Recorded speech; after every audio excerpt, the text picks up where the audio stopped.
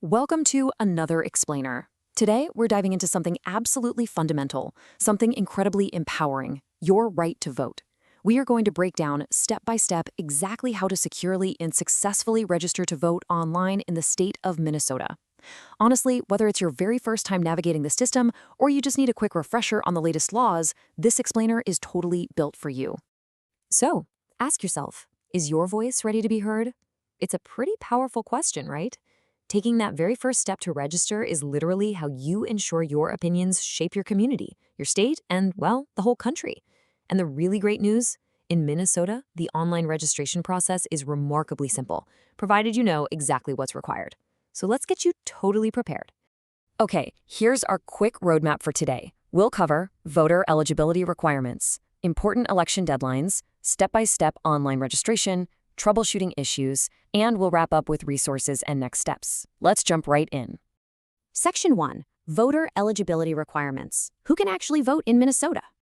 Right off the bat, there's a strict baseline of criteria you have to meet. First up, you absolutely must be a United States citizen. Non-citizen residents, so folks with green cards or those just waiting for their naturalization ceremony to finish, are not eligible. Second, you gotta be 18 years old by election day. But here's a really cool feature. 16 and 17-year-olds can actually pre-register. The state's system essentially just holds your application in a secure queue and boom, automatically activates it on your 18th birthday. You also must be a resident of Minnesota for at least 20 days right before the election. You can't be currently incarcerated for a felony sentence, and you cannot have a specific court order revoking your right to vote. Let's look a little closer at that 20-day residency requirement.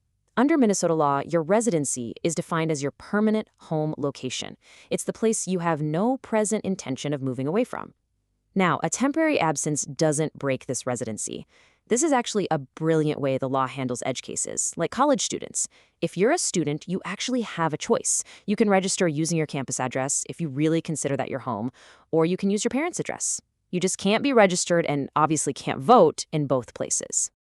I definitely want to highlight a massive update from the 2023 legislative session.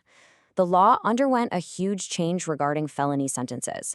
Today, your voting rights are instantly restored immediately upon release from a correctional facility. Literally the moment you step out. It doesn't matter if you are still on probation or parole. Basically, if you are not actively incarcerated for a felony, you have the right to register and vote. Moving on to Section 2, important election deadlines, let's talk about timing your registration.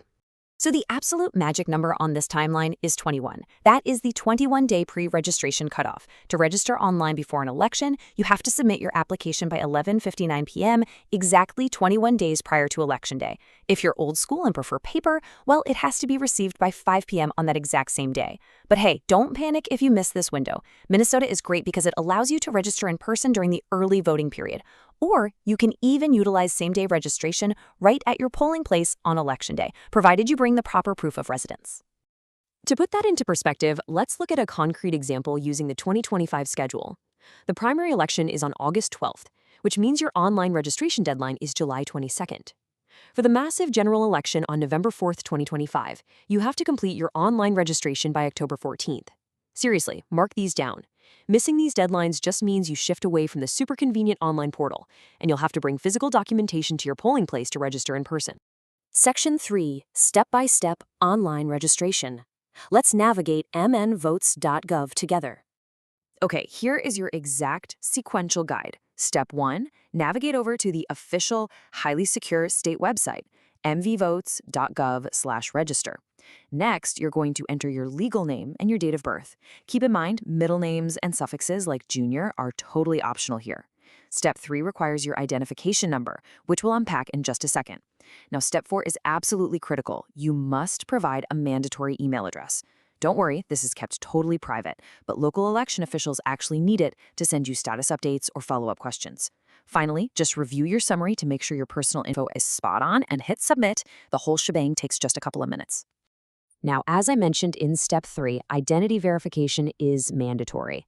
The online portal accepts 3 very specific types of identification. You have to provide either a valid Minnesota driver's license number, a Minnesota state identification card number, or the last 4 digits of your social security number. This direct integration with state and federal databases is exactly what allows the system to verify your identity securely and in real time. Okay, I have a real pro tip for you here, and it'll save you a ton of frustration. If you're using a Minnesota driver's license or state ID card issued since August 2018, the exact verification number you need to type into the portal is located on line 4D. If you happen to have an older card, one issued before August 2018, you're going to find that number tucked away in the lower left corner, right beneath your photo. Section 4. Troubleshooting registration issues. Let's handle some of those weird edge cases. Think of this as a fork in the road. Let's contrast the digital happy path with the alternative. If you have a Minnesota ID or a social security number, you can complete the online form seamlessly, today, right now. But if you don't have either of these, the system just won't let you proceed online. Now, you are still perfectly eligible to vote. It just means you have to register using a paper form or utilize Election Day registration at your polling place with other accepted proofs of residence, stuff like a tribal ID or even having a neighbor vouch for you. Now, here's a highly specific technical limitation of the state's database that you really need to be aware of. The portal only accepts standard, unaccented Latin letters, just A to Z plus spaces, hyphens, and apostrophes.